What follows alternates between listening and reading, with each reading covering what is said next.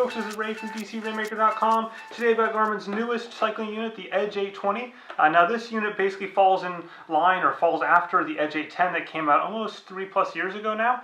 So it's kind of been a bit of a while before we've seen a new mid-range, mid-size, I guess you could say, cycling computer. We had the Edge 1000 2 summers ago. That was this longer unit that did mapping. And then we had the Edge 520 last summer, which didn't truly do mapping. It kind of did mapping, but not really. So this is sort of that next generation unit in between there. Now this video is purely just unboxing and a brief size comparison. If you want to see my full video on how this unit works and kind of all the tips and tricks to it, go ahead and hit the link up there or down there, wherever it is, and tap that to get that detail, as well as my kind of preview post that's down there as well. So with that, let's get started and see what's inside.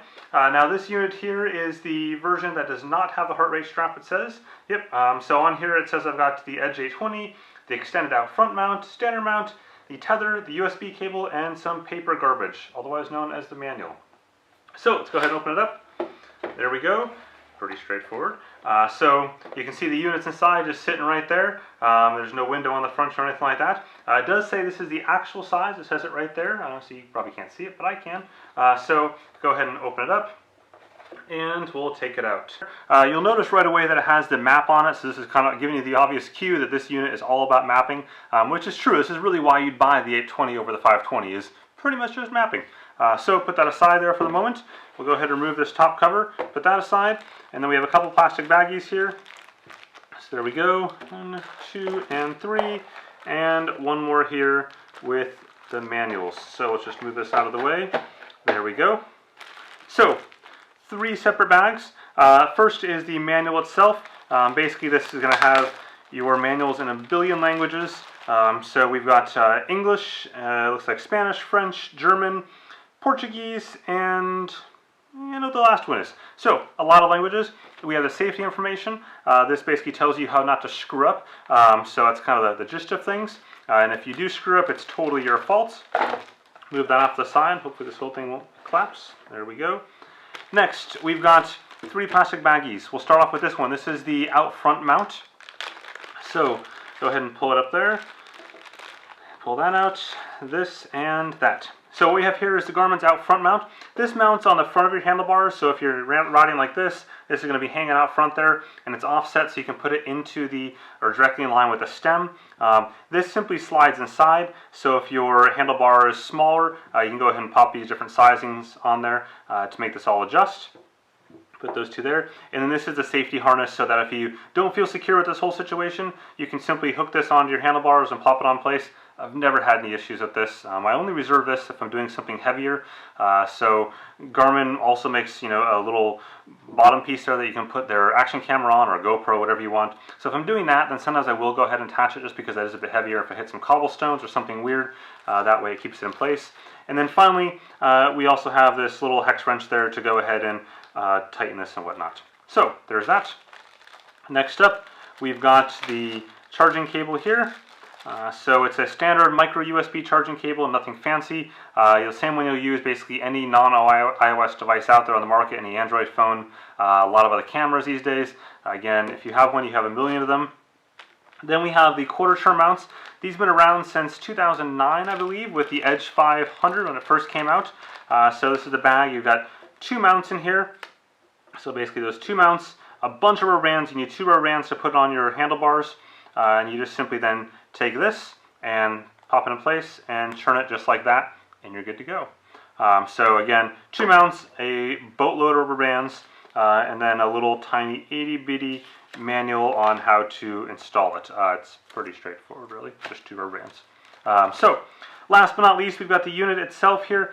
So we can go ahead and take this cover off if we want to. On the back, we have the quarter turn mount, and you'll see inside here the micro USB charging port. Now the thing to keep in mind on this unit is, unlike the Edge 1000, it does not have a micro SD card slot in it. So this has the storage that it has on it. You can't expand it, but it's more than enough for what you're going to be needing it for in terms of mapping. And if you want to add maps to it, you can certainly do that. It's just that you can't add a whole bunch more storage. Again, it's really not too big of an issue. So with that, let's go ahead and look at comparison of how some of these sizes look. Move this stuff all to the side here, and grab a few units to play with. So obviously we have to order these properly. There here we go, boom, boom, boom, and ta-da! Okay, I know they're backwards for you, just hang on a second. So here we go, Edge 820, Edge 520, oops, and I just turned it on.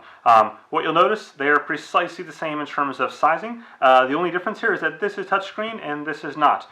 So your buttons are pretty darn similar. You'll notice here that they've gone away with the 2 up and down buttons because it's touchscreen now, so you can use that instead. Your power buttons are still there. If we flip over to this side though, again, your up and down kind of page changing buttons are gone on the Edge 820.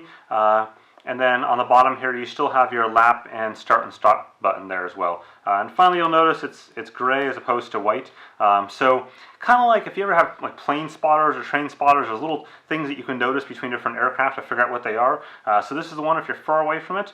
Note that this has basically gray as opposed to white on the 520. So there you go. Little sneak trick to figuring out the two of them. Next, we've got the Wahoo Element.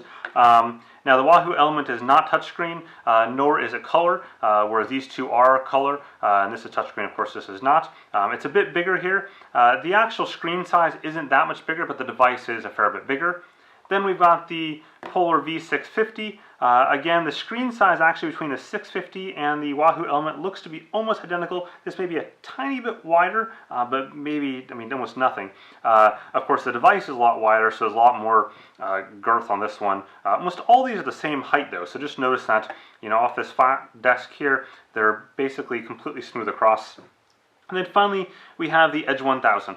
So the Edge 1000 and the Polar V650 are virtually the same length. It's just that this is, you know, a little bit thinner than the Edge, than the Polar V650. The screen size internally, this is a little bit longer than this, and then it's also a tiny bit skinnier.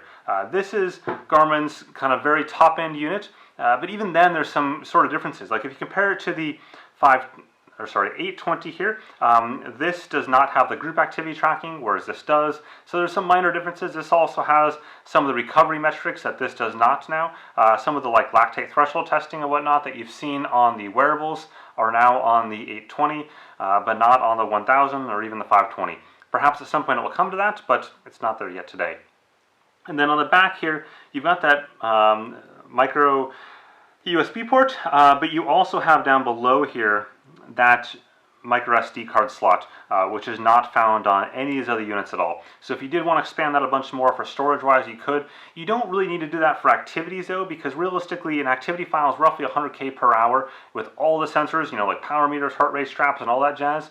So you've got a lot of storage in these things already. You're talking hundreds of hours of storage before you have to offload something. And in this day and age, you're going to sync it to your phone, you're going to sync it over Wi-Fi, so it's really not so much of an issue. Okay, so this is what I would consider to be pretty much the complete lineup of competitors right now for the Edge 820. You know, some things are a little lower than that, like the Edge 520, and then you have kind of higher than that with the Edge 1000. And then these two units, you know, you're really trading off features for the Edge 820. The key thing to remind yourself on some of these is the mapping nuances. And I talk about that a little more in my other video as well as in my post. There are some mapping nuances between all of these units that decides kind of which unit is right for you.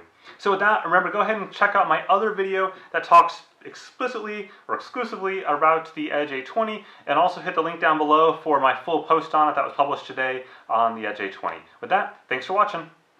Oh, and hit the like button and the subscribe button, because then you're cool.